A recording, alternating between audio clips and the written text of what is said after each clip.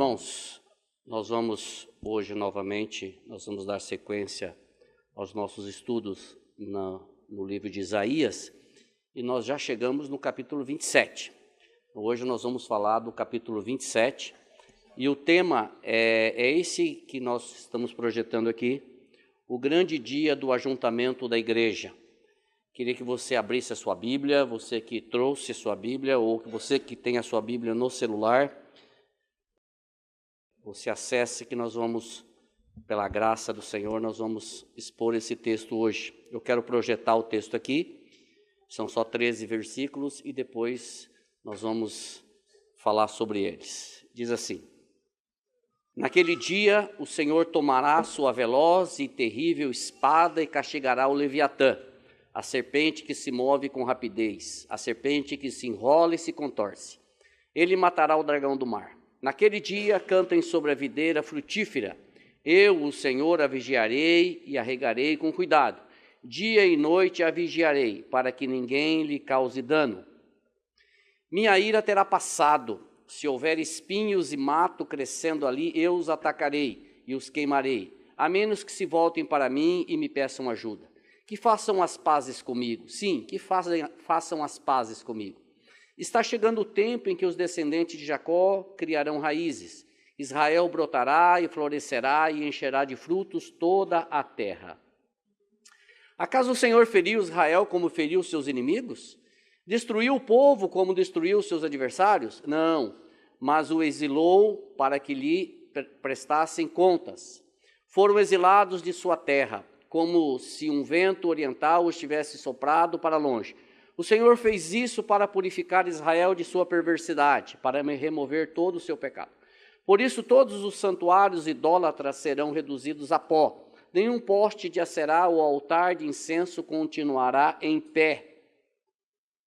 As cidades fortificadas ficarão silenciosas e vazias, as casas abandonadas, as ruas cobertas de ervas daninhas. Bezerros pastarão ali e mastigarão brotos e ramos. Israel é como os ramos secos de uma árvore, quebrados e usados para acender fogo sob as panelas. É nação tola e insensata, por isso aquele que os criou não terá compaixão nem misericórdia. Chegará o dia, porém, em que o Senhor os ajuntará como grãos colhidos à mão, um por um. Ele os reunirá, desde o rio Eufrates no leste até o ribeiro do Egito no oeste. Naquele dia soará a grande trombeta. Muitos que estavam perecendo no exílio da Síria e no Egito voltarão a Jerusalém para adorar o Senhor em seu santo monte. Graças a Deus. Que o Senhor nos dê graça, sabedoria, clareza para falarmos sobre esse maravilhoso texto. Se você viu ali no início, o título é O Ajuntamento da Igreja. E aqui com esse estudo nós terminamos o que os estudiosos e os teólogos chamam de o Apocalipse de Isaías, que ele vai do capítulo 24, até o capítulo 27. E nós terminamos essa parte do Apocalipse de Isaías com esse estudo do capítulo 27. E não poderia ser diferente. O término dessa mensagem seria justamente isso, o ajuntamento da igreja. E nesse texto, se vocês perceberam, nós temos 3 versículos iniciando com naquele dia. Versículo 1, versículo 2 e versículo 13. Começa com naquele dia. E isso pode pode representar ou pode estar falando de pelo menos 3 ou 4 situações. Primeira, que pode estar falando do término do cativeiro babilônico, que durou 70 anos. Pode estar falando também sobre a primeira vinda do Messias, que eles aguardavam, e pode estar falando também da segunda vinda do Messias para julgar toda a nação, toda a terra, todos os seus habitantes. E é nessa linha que nós vamos, porque a maioria dos estudiosos, dos teólogos, alegam que essa passagem de Isaías, ele está falando da segunda vinda do Messias. E olha que interessante, ele está falando da segunda vinda do Messias quando ele não tinha vindo nem a primeira. Então é uma mensagem profética, apocalíptica. E aqui, além disso, uma mensagem escatológica, né? E ela se aproxima muito mais do texto. E quando ele fala também naquele dia, não significa, em muitos casos, um dia específico. Lá no final nós vamos ver que trata de um dia específico, mas em muitos casos não significa um dia específico, mas talvez um período de tempo. É da mesma forma quando nós ouvimos assim, ó, nos últimos dias. Os últimos dias não são 2 ou 3 dias que antecedem a vinda do Messias, mas os últimos dias compreendem desde a primeira vinda até a segunda vinda do Messias. Então, nós estamos há 2000 anos vivendo os últimos dias. Então, naquele dia, ele pode representar um dia, mas ele pode representar um período de tempo também. Então, irmãos, que o Senhor nos dê graça para nós esclarecermos esse texto, aplicá-lo, e que o Espírito Santo salve corações que ainda não foram salvos. Que o Espírito Santo, porque eu posso ficar aqui o resto do ano pregando para você, se o Espírito Santo não arrancar esse coração de pedra e colocar um coração de carne, se ele não derreter esse coração de ferro aí e colocar um coração mole, não vai adiantar nada. Então, que ele faça isso nessa noite para a honra e glória dele. Muito bem, o versículo 1 diz, naquele dia o Senhor tomará sua veloz e terrível espada e castigará o Leviatã, a serpente que se move com rapidez, a serpente que se enrola e se contorce, ele matará o dragão do mar.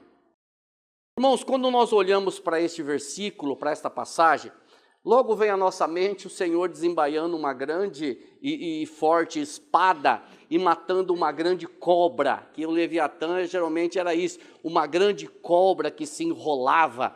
Então nós imaginamos o Senhor lutando com uma cobra e destruindo uma cobra. Longe disso. Se você chegou a pensar dessa forma, esquece. Não tem nada a ver com isso. O Senhor jamais entraria numa luta corporal com um animal, mesmo porque todos os animais foram feitos por Ele, foram criados por Ele. Se nós pensarmos assim, nós teríamos que pensar também que um animal gigantesco dessa proporção poderia fazer frente ao Senhor e poderia, numa hipotética luta, vencê-lo. Então, quando você pensa numa passagem como essa, a nossa mente ela vai para esse lado, né? Uma luta corporal ali, o Senhor subjugando e matando um dragão, aqueles filmes Guerra dos Titãs, os deuses do Olimpo descendo e arrancando essa. Longe disso que não tem nada a ver com essa questão de uma cobra, o Leviatã pode ser um crocodilo, não é nada disso. Aqui, ele não se trata de uma luta física, mas se trata de uma destruição dos reinos, dos reis e dos reinos que investiram e destruíram o povo de Israel. E quando nós falamos de reinos, nós entendemos pelo menos 3 deles. Eu vou citar só 3 aqui, que foram os principais, e tem mais. Eu cito aqui Senaqueribe e a Síria, que conquistaram o reino do norte, Samaria, praticamente destruíram Samaria. Eu cito Nabucodonosor e a Babilônia, que conquistaram o reino do sul, Jerusalém, e levaram cativo o reino do sul por 70 anos na Babilônia. Eu cito aqui Faraó e a escravidão do Egito, que escravizaram o povo de Israel por mais de 400 anos. Eu cito os 3, mas nós temos muitos outros leviatãs, muitos outros inimigos. Então, quando o Senhor fala que naquele dia Ele vai fazer isso, não se trata de uma luta corporal, mas se trata da destruição de reinos, de subjugar esses reinos que investiram contra o povo de Deus. E aí talvez você esteja perguntando na sua cabeça, mas espera aí, esses reinos não foram usados pelo Senhor? Foram usados pelo Senhor. Então nós vamos estudar um pouco mais para frente, vamos ver por que isso aconteceu. Foi só nessa situação, irmãos. Se você olhar a história, você vai ver que sempre a igreja teve que lutar contra os seus leviatãs. A igreja sempre teve que lutar contra os seus inimigos. E às vezes esses inimigos foram tão ferozes que precisou da interferência divina, que somente o homem, pela sua força, ele não conseguiria. E Deus levantava pessoas e Deus interferia, ele pessoalmente, para salvar a igreja e salvar o seu povo. Além desses três reis que eu citei, dessas 3 investidas do povo, esses 3 inimigos fortíssimos, que eu citei, nós temos no Novo Testamento outros que apareceram durante a história. Nós temos Herodes no Novo Testamento, nós temos Nero no Novo Testamento, nós temos os fariseus no Novo Testamento, nós temos os próprios judeus no Novo Testamento. Quando você estuda as viagens missionárias de Paulo, Atos dos Apóstolos, a partir do versículo 13, você vai ver que Paulo ele chegava numa cidade, ele ia na sinagoga, ele pregava o evangelho, havia conversões, mas imediatamente os judeus se levantavam contra ele, e apedrejavam e expulsavam ele da cidade. Ele ia para uma outra cidade, pregava o evangelho, os judeus daquela cidade iam lá para perseguir Paulo, para contrariar o que Paulo estava pregando. Então, os próprios judeus foram inimigos, foram pessoas que se levantaram contra o início da igreja. E Deus teve que interferir algumas vezes porque são inimigos fortíssimos. E o interessante, irmãos, é que Deus nunca desamparou a sua igreja. E sempre levantou homens, mulheres, sempre esteve à frente. Eu me lembro agora de uma passagem que quando o povo saiu do Egito, eles chegaram perto de um acampamento dos Moabitas, e ali a população era tanta do povo do Egito, que o rei Moabita mandou chamar Balaão, o profeta Balaão, para profetizar contra o povo de Deus. Só que Deus falou para Balaão, você não vai profetizar contra não, você vai profetizar a favor. Tudo que eu mandar você falar, você fala. Então veja bem, eram inimigos que estavam se levantando contra o povo de Deus. E Deus vem e interfere, Deus vem e utiliza homens e mulheres para ajudar o povo dele. Então o Senhor nunca na história desamparou a sua igreja. Nunca na história ele deixou de levantar homens, mulheres contra inimigos.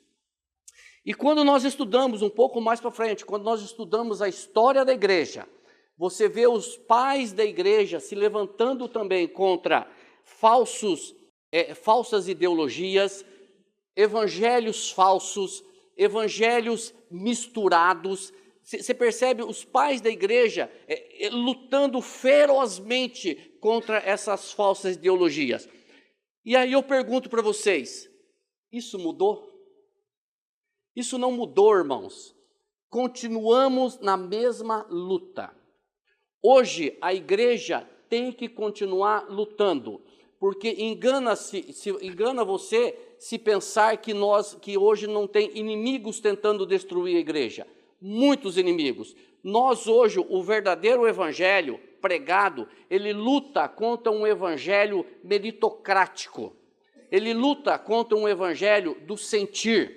Ele luta contra um evangelho do fazer. Ele luta contra um evangelho do toma lá da cá. Eu faço e Deus tem que me retribuir. Isso é falso.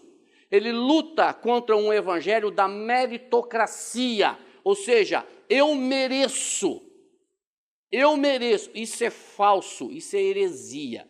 E nós estamos lutando, e a igreja, quando eu falo igreja, eu não falo placa da CCL, eu falo igreja verdadeira, ela tem se levantado contra isso novamente, e vai continuar se levantando contra isso desde sempre até a volta do Senhor Jesus Cristo.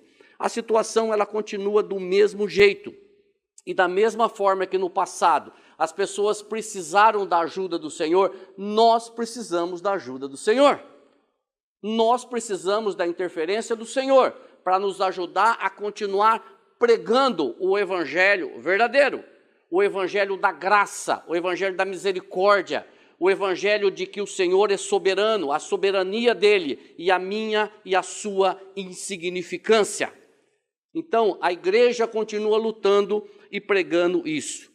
No versículo 2, nós temos um segundo naquele dia. Só que agora existe uma diferença. O naquele dia do versículo 2, agora é uma mensagem de esperança. Vamos lá. 2 e 3. Naquele dia, cantem sobre a videira frutífera. Eu, o Senhor, a vigiarei e a regarei com cuidado. Dia e noite a vigiarei, para que ninguém lhe cause dano. Enquanto o versículo 1 ele fala de uma ação do Senhor contra reis, a favor do seu povo. Aqui no versículo 2, só fazendo uma lembrança aqui, esse versículo 1, esse Leviatã, alguns estudiosos também colocam ele como Satanás, o principal inimigo da igreja. Então, lá no versículo 1, o Senhor se levanta contra vários inimigos, inclusive contra Satanás. Mas, no versículo 2, nós percebemos que os santos, os eleitos, os salvos, eles cantarão sobre a videira frutífera. Há uma diferença, o Senhor agindo no versículo 1 contra os inimigos e os santos cantando no versículo 2 sobre a videira. Por quê? Esta videira, se você está vendo aí, esta videira ela tem um guardião, esta videira ela tem um cuidador. Além disso, esta videira ela tem um vigia, que constantemente está olhando para que não aconteça nada com ela. Ou seja, essa videira ela está sob constante previsão e proteção de quem? Presta atenção no texto. Eu, o Senhor, a vigiarei. Quem é que cuida desta videira? O próprio Senhor cuida dessa videira. Para quê? Para que os salvos, os eleitos, eles cantem sobre ela, eles regozijam sobre ela. O Gabriel leu aqui da videira no capítulo 15 de João. Eu vou ler também esse texto daqui a pouco. Mas antes de nós chegarmos a João 15, nós precisamos voltar um pouco em Isaías capítulo 5, porque ali em Isaías capítulo 5 também fala de uma videira. Deixa eu voltar aqui. Diz assim, 5, 1 e 2. Agora cantarei a meu amado uma canção sobre seu vinhedo. Meu amado tinha um vinhedo numa colina muito fértil. Ele arou a terra, tirou as pedras e plantou as melhores videiras.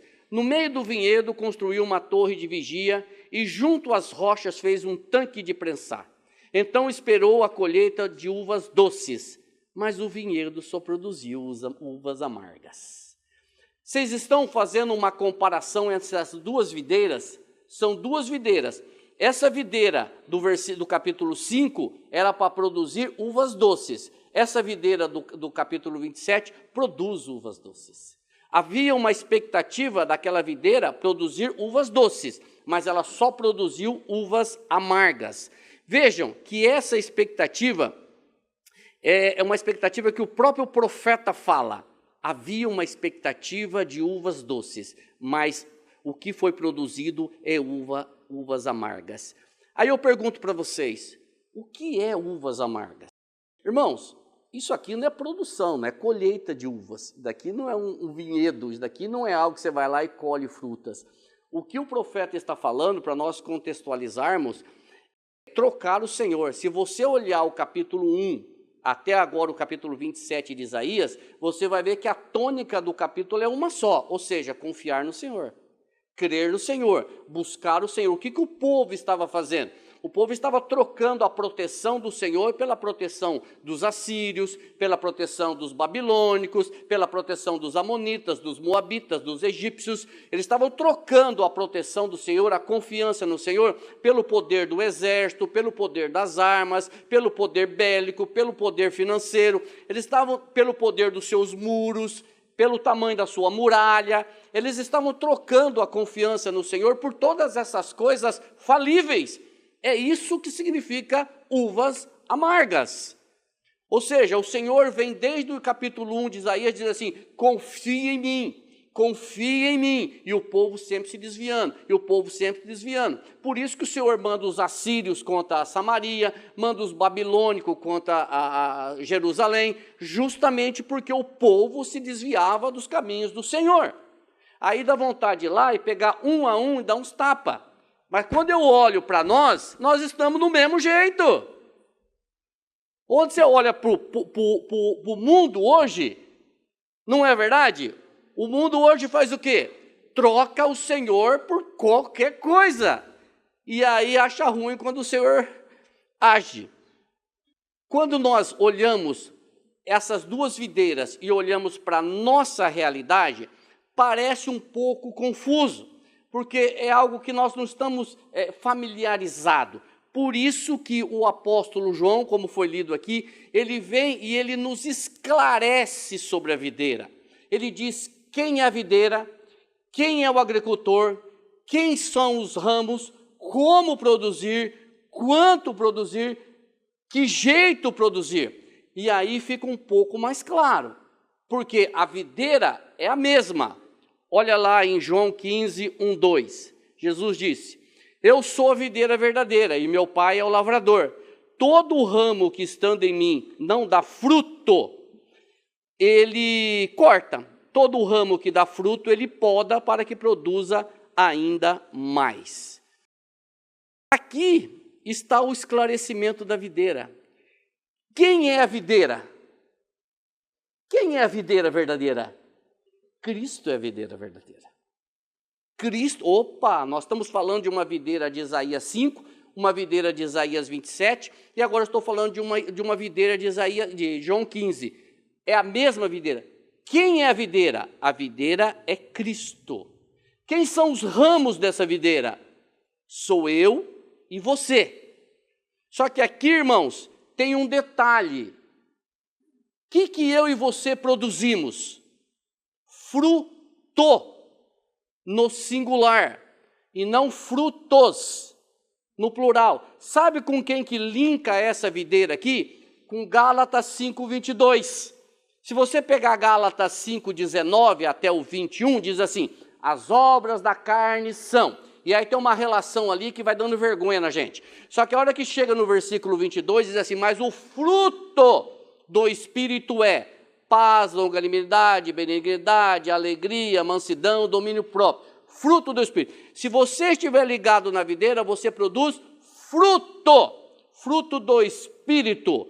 Fruto moral, obediência à palavra do Senhor. Todas as demais coisas parte do princípio deste fruto. Nós só conseguimos produzir este fruto se nós estivermos ligados à videira. E João 15:5 diz isso. Se você está com a sua Bíblia aberta, você pode ler no versículo 5, que diz assim, sem mim, nada podeis fazer. Nada podeis fazer.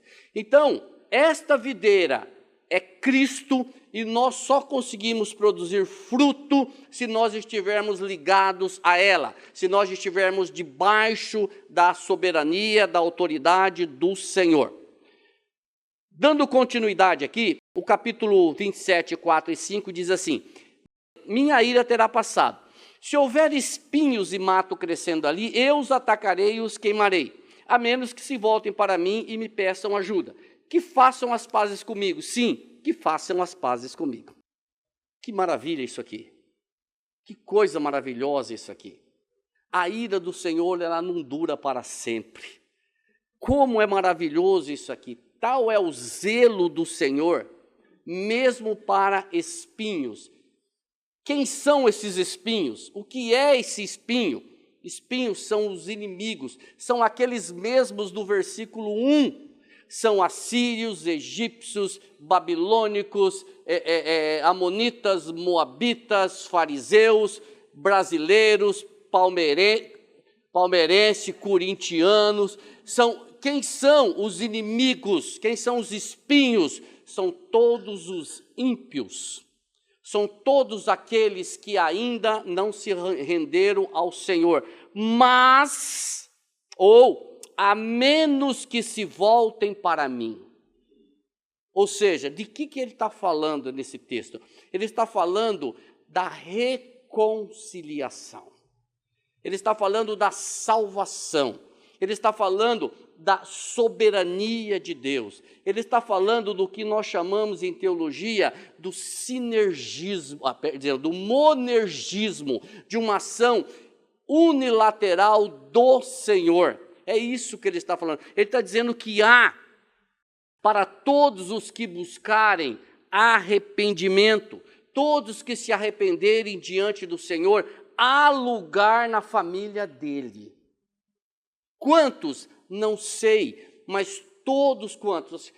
João 1,12 diz assim: ele veio para os que era seu, mas os seus não o receberam. Mas todos quantos o receberam, deu-lhes o poder de serem feitos filhos de Deus. Vocês percebem que filhos de Deus, não sei você, mas todos, eu aprendi desde criança que todo mundo é filho de Deus. Não é verdade, baseado na Bíblia. Você só é filho de Deus se você for tornado filho de Deus. Você só é filho de Deus se você foi reconciliado com Deus. Se você não foi reconciliado com Deus, infelizmente você ainda não é filho de Deus. É isso que ele está dizendo aqui, ó. Todos que me fizerem alguma coisa contra mim, eu os atacarei. Mas se voltem, ou a menos que se voltem para mim e me peçam ajuda. Traduza isso daqui, que me peça perdão. Traduza isso aqui, a menos que se voltem para mim e se arrependam. A menos que se voltem para mim e se lance com a sua cara no pó e reconheça a sua insignificância. Reconheça que você não é nada, que eu não sou nada e que eu preciso de João 15:5. Sem mim, nada podeis fazer. É isso que ele está dizendo nesse texto. Porque, irmãos, quem que proporcionou para nós a reconciliação? E o que é reconciliação? Você pode estar perguntando, falando com você assim, eu não briguei com ninguém. Eu sou de boa, nem no trânsito eu falo mal, os caras brigam comigo, eu saio de lá, eu vou me reconciliar com quem? Você precisava se reconciliar com Deus. O que diz? Segundo a carta de Paulo aos Coríntios, capítulo 5, versículo 18 e 19, falando da reconciliação. Olha lá. Ora, tudo provém de Deus, que nos reconciliou consigo mesmo por meio de Cristo, e nos deu o ministério da reconciliação, a saber, olha aqui, a saber que Deus estava em Cristo reconciliando consigo o mundo, não imputando aos homens as suas transgressões, e nos confiou a palavra da reconciliação. Esse texto, irmãos, mostra que tudo está debaixo da ação, da graça e da misericórdia de Deus. Tudo. A reconciliação que ele proporcionou veio dele. Ele teve a iniciativa, ele nos reconciliou, ele estava em Cristo. Deus estava em Cristo nos reconciliando com ele. Mas estava em Cristo onde? Onde que Deus estava em Cristo reconciliando consigo mesmo o mundo? Onde? Quando isso aconteceu? Na cruz. Na cruz. Ali que Deus estava em Cristo reconciliando consigo. Ali que o Senhor Jesus levou o pecado de todos aqueles que creem nele. Ali ele pagou toda a nossa dívida. Ali ele perdoou todos os nossos pecados, passados, presentes e futuros. Ali ele nos comprou para si mesmo. Ali ele pagou o preço, um preço caro, um preço de sangue. Ali nós somos lavados e redimidos pelo sangue do Cordeiro. Ali nós recebemos a salvação. Todos aqueles que creem em Cristo Jesus, todos aqueles que se lançam diante dele, todos aqueles que pedem perdão, todos aqueles que se arrependem dos seus pecados, todos aqueles que o recebem como seu único e suficiente Salvador e Senhor. Vocês estão vendo que eu não estou falando que são todas as pessoas, são todos aqueles. São todos aqueles. Porque, irmãos, aí eu falo para você o seguinte, o que eu e você participamos nessa reconciliação? Com duas coisas. Nossa inimizade e nosso pecado. Eu e você participamos com duas coisas. Nossa inimizade e o nosso pecado. E mais uma coisa, a nossa insignificância. João 6,37, Jesus disse assim, todo o que o Pai me dá virá a mim, e o que vem a mim, de modo nenhum lançarei fora. Todo aquele que vier a Cristo, todo aquele que o Pai o trouxer, ele de forma nenhuma lançará fora. E essa receptividade do Senhor Jesus, ela é maravilhosa, ela é fantástica. fantástica, porque ela mostra que qualquer pessoa que vier a Ele genuinamente, qualquer pessoa que se arrepender, vier a Ele genuinamente, terá espaço na família dele. E Ele não esquece, veja bem, a gente pensa que isso é algo que eu vou fazer. Bom, então tá, se Ele diz que é assim, todo aquele que se arrepende vem a Ele genuinamente, então tá, então a partir de amanhã eu vou ser crente. Opa! Todo aquele que o Pai me dá. Jesus, essa receptividade, Ele não deixa de lado o quê? A soberania de Deus. A soberania de Deus. Todo aquele que o Pai me dá, esse de forma nenhuma eu lançarei fora. E aí eu te pergunto, por que foi necessária esta reconciliação? Por que foi preciso fazer essa reconciliação? Que benefício nos trouxe esta reconciliação? Foi necessária porque eu e você, irmãos, nós éramos inimigos de Deus. Isso está claro para você? Isso para você é claro que você nasceu inimigo de Deus? Se isso não for claro para você, irmãos, peça a Deus que te revele isso. Porque eu e você nascemos inimigos de Deus.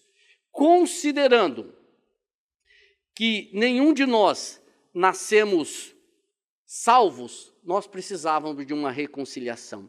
Você tem essa consciência, isso é claro para você, que você nasceu inimigo de Deus. E como que aconteceu essa inimizade? Você não se tornou inimigo de Deus. Irmãos, você nasceu inimigo de Deus. Você não se tornou um pecador. Você nasceu pecador. E o Salmo diz isso. Olha aqui.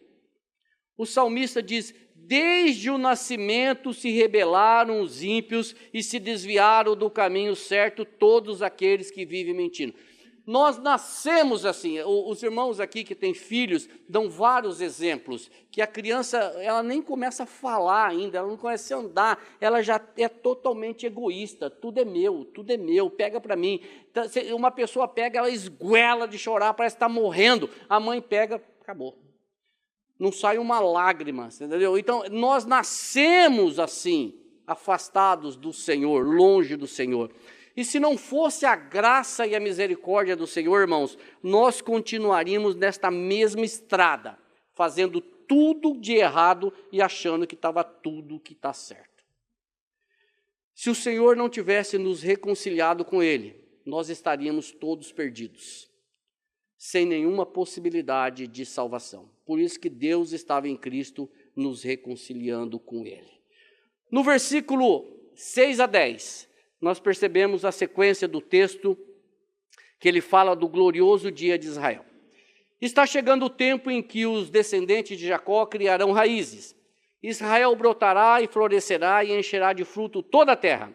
Acaso o Senhor feriu Israel como feriu os seus inimigos? Destruiu o povo como destruiu os seus adversários? Não, mas os exilou para que lhes prestassem contas. Foram exilados de sua terra como se um vento oriental os tivesse soprado. O Senhor fez isso para purificar Israel da sua perversidade, para remover todo o seu pecado. Por isso todos os santuários idólatras serão reduzidos a pó. Nenhum poste de Aserá ou altar de incenso continuará em pé.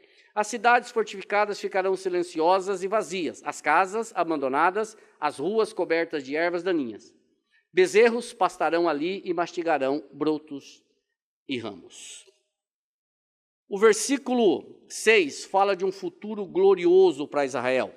E a sequência do texto, o Senhor traz uma reflexão para o seu povo. Este futuro, quando que aconteceria? Este futuro acontece ou refere-se à expansão do Evangelho, à atuação da igreja e à proclamação do Evangelho depois da primeira vinda de Cristo. É aí que Israel cresce e floresce.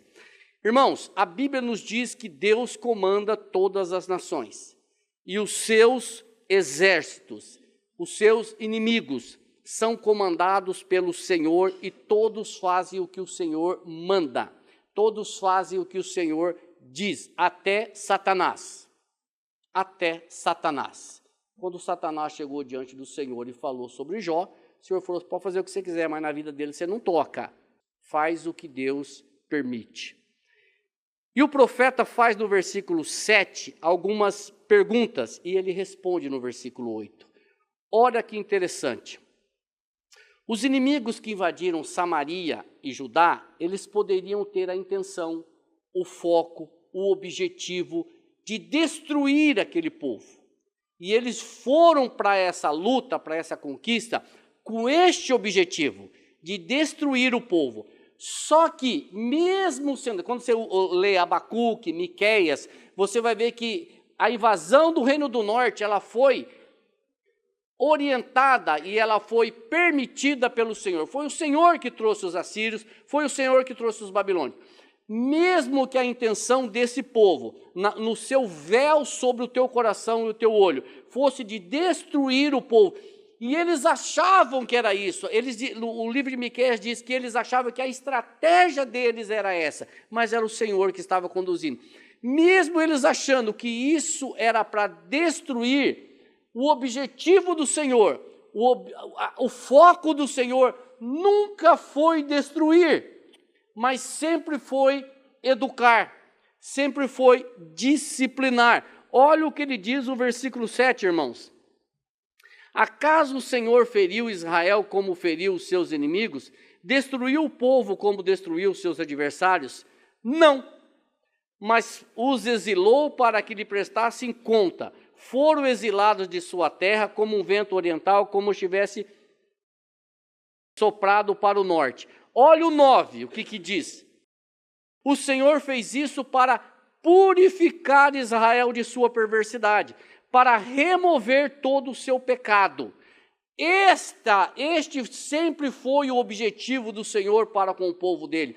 Não era destruir o povo dele, mas era santificar o povo dele, era tirar a perversidade, era mostrar para o povo de Israel que ele é o Senhor. Eu sou o Senhor e não há outro. Olhem para mim, porque só eu sou Deus. Este era o objetivo do Senhor com este povo, não era destruí-los, mas era educá-los. E aí eu falo para vocês, o propósito do Senhor para conosco é o mesmo, irmãos. É o mesmo. É nos educar, é nos disciplinar. Não é isso que diz o escritor aos Hebreus, quando ele diz assim: o Senhor disciplina quem ama e educa todo aquele a quem recebe como filho. Este é o propósito do Senhor. Se alguém se levantar contra você para te destruir, e você for genuinamente um filho, uma filha do Senhor, saiba que ninguém pode tocar em você, nem mesmo o diabo. O objetivo do Senhor nunca é destruir o seu povo. O objetivo do Senhor é nos disciplinar. E nos disciplinar para quê? O próprio texto explica, irmãos, para nos purificar das nossas perversidades, ou seja, para nos levar mais próximo dele, para nos levar mais próximo de Cristo. Eu já fiz 1735 vezes a ilustração da luz, vou fazer 1736. Quanto mais próximo você chegar dessa luz, mais você vai perceber as suas imperfeições. Você vai perceber que apareceu uma ruga aqui, principalmente se você torcer para o Corinthians. Vai aparecer um cravo ali, vai aparecer as suas imperfeições. Quanto mais você se afastar dessa luz, menos você vai ver as suas imperfeições. Com Cristo, com a palavra dele, com o Evangelho é a mesma coisa. Quanto mais você tiver um relacionamento com Cristo, mais você vai ver o quão imperfeito você é. O quão imperfeito você é. Quanto mais nós nos aproximarmos dele em oração, em leitura da palavra, em meditação, em comunhão, mais nós vamos perceber que nós precisamos dele, porque eu sou um pecador, um insignificante, e eu merecia o inferno, e ele me deu a vida eterna. É isso que o texto está dizendo, que o objetivo do Senhor não é destruir, mas é disciplinar, é purificar, é nos levar para próximo dele. E graças a Deus por isso, porque Ele não precisava de muita coisa para nos destruir. Não precisava de nada para nos destruir. E Ele nos disciplina para que nós cheguemos perto dEle. Mesmo que num primeiro momento eu e você não entenda essa disciplina. Ninguém gosta de ser disciplinado. Ninguém gosta mesmo. Num primeiro momento eu e você falamos, puxa, acho que Deus está errado. Mas com o passar do tempo a gente percebe que Deus estava certo. E eu estava errado. E isso é 100%. Não tem dúvida disso. E nós vemos isso na história. Só vou citar um caso, que é Jó. Jó tinha uma justiça própria. Jó achava que sabia muita coisa. E chega no final do texto dele, ele reconhece que ele só conhecia Deus de ouvir falar. Mas agora ele vê de olhos. E quando isso for uma realidade na minha e na sua vida, quando nós deixarmos de conhecer a Deus só de ouvir falar, e nós tivermos uma experiência real, genuína com Ele, de filhos, de servos, de crentes verdadeiros, filhos e filhas do Senhor, nós vamos ter a mesma postura de Jó no capítulo 42, versículo 6, que é assim, ó, por isso me abomino e me arrependo no pó e na cinza. Essa é a nossa postura diante do Senhor. Irmãos, eu caminho para o final. O capítulo 27, ele termina com 2 versículos que falam do ajuntamento da igreja. É aqui que eu quero falar do ajuntamento da igreja, onde ele diz assim, chegará o dia, porém, em que o Senhor os ajuntará como grãos colhidos à mão, um por um. Ele os unirá desde o rio Eufrates no leste até o ribeiro do Egito no oeste. De novo, versículo 13, naquele dia soará a grande trombeta. Muitos que estavam perecendo no exílio da Síria e no Egito voltarão a Jerusalém para adorar o Senhor em seu santo monte. Aqui nós temos mais uma certeza. Aqui é um dia, tá? Esse versículo 13 é um dia. Existe um dia reservado para que todas as coisas sejam concretizadas. Existe um dia reservado que o Senhor vai voltar para buscar a sua igreja. E aqui o profeta diz que este dia, ele vai chegar. Ele vai chegar. Quando? Eu não sei, mas ele vai chegar. E olha que interessante o versículo 12, irmãos. O Senhor vai chamar um por um. Um por um. Isso daqui, fazendo uma ilustração, não é punhado. Não é punhado. Catar um monte. Ó. Um por um. De toda tribo, raça, povo, nação. Um por um, o Senhor chama. Sabe o que isso nos mostra? A soberania dele. O Senhor chama quem Ele quiser. Ele salva quem Ele quiser. Ele elege quem Ele quiser. Ele chama um por um. E isso é maravilhoso.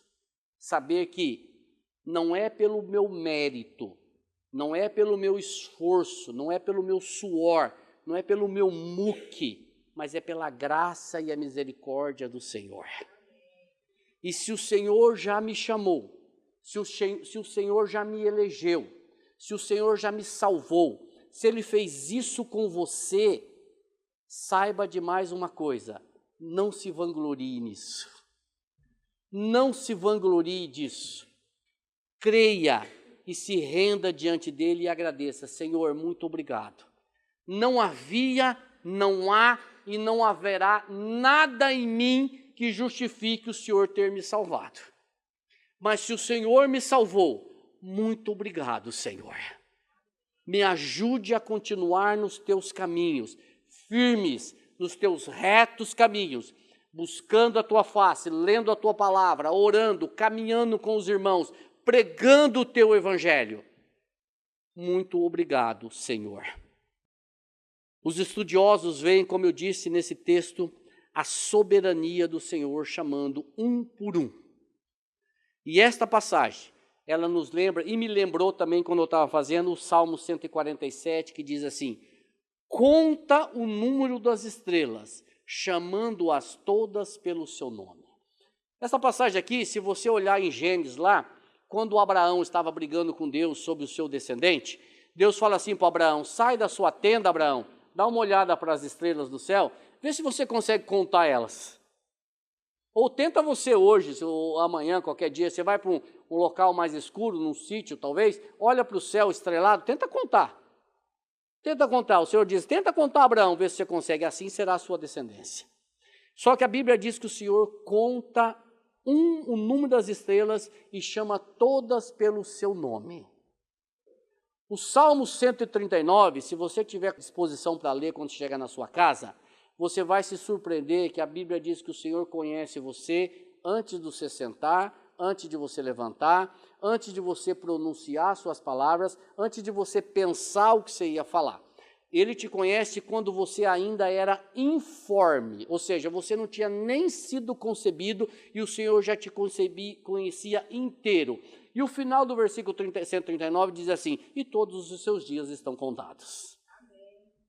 E todos os seus dias estão contados. Irmãos, isso é soberania de Deus. Isso é soberania de Deus. Isso é graça e é misericórdia do Senhor. E se Ele, sabendo de tudo isso, conhecendo tudo isso, te chamou, te salvou, te arrancou daquele mundo de perverso pecador e te fez santo, no sentido de separado do mundo para Ele, glorifique e agradeça a Ele. Irmãos, eu preciso fazer algumas perguntas para você. Você já faz parte desse ajuntamento? Hoje, se o Senhor... Eu preciso fazer essa pergunta para você. Hoje, se o Senhor voltar, nós vamos com Ele? Nós faremos parte, nós estaremos nesse ajuntamento. Aquela imagem no início do Senhor ali, aquela multidão, aquilo ficou muito bonito. Nós estaremos nesse ajuntamento. Nós cremos verdadeiramente que nós somos retirados do mundo de pecado e transportados para o reino do Filho do seu amor, no qual há remissão dos pecados. Nós cremos que este mundo morreu para mim. Como diz Paulo, não tem nada desse mundo que me atrai. O mundo morreu para mim e eu morri para o mundo. Nós cremos verdadeiramente nisso ou nós ficamos naquela gangorra, sendo mundo, igreja, irmãos? Você já faz parte da igreja? Eu não estou falando da comunidade cristã de Londrina. Eu estou falando da igreja. A igreja santa, a igreja verdadeira, a igreja do Senhor. A igreja que Ele voltará a buscar. Caso ainda você não faça parte da igreja, corra para o Senhor Jesus. Não perca tempo. Eu não sei quando Ele vai voltar. Não perca tempo, irmãos. E o versículo 13, ele inicia novamente com naquele dia. Só que esse naquele dia do versículo 13 é um dia específico. E Paulo, escrevendo a sua carta aos Coríntios, capítulo 15, ele fala que este dia é o dia da ressurreição. Esse dia é o dia que os mortos serão ressurretos. Esse dia é o dia que os mortos ressurgirão. Esse dia é o dia que o Senhor vai colocar os seus para um lado e os não seus para o outro lado. Aqui nesse texto ele fala de Assíria e Egito, mas não se trata de dois países. É apenas uma forma de falar que anuncia todos aqueles que creem, porque o Egito ficou muito para trás de quando aconteceu a conquista de Samaria. E a Síria aqui, ele fala que nos últimos voltarão a Jerusalém para adorar o Senhor em seu santo monte. Adorar quem? Adorar o Senhor. Aonde? No seu santo monte. E eu termino essa exposição com o comentário dos comentaristas da Bíblia Genebra a respeito deste assunto. Ele diz assim, ó: esta promessa de adoração revivida em Jerusalém foi cumprida em parte quando Zorobabel completou o templo, conforme 6, de 13 a 18. O ministério terreno de Jesus, que é a sua primeira vinda, começou a levar o cumprimento aos seus estágios finais. Ele continua hoje em Cristo, que está na Jerusalém, que é lá de cima, conforme Gálatas 4, 26. E alcançará a plena realização na segunda volta de Cristo, conforme Apocalipse 21, 2 e 3. Percebe que isso vem lá do passado e vai se concretizar no grande dia que o Senhor tocar a sua trombeta. Que o Senhor te abençoe, que o Espírito Santo revele a palavra a ti, a você, que o Espírito Santo revele que você precisa dele. Se você ainda, eu vou usar o termo evangeliquez aqui, se você ainda não é crente, se você está dizendo aí no seu coração, eu não estou entendendo nada que esse cara está falando, fala com o Senhor Jesus, porque eu não posso fazer muita coisa para você, a não ser continuar falando do evangelho dele. Que o Senhor converta o seu coração a ele, porque só há salvação em Cristo Jesus. Amém?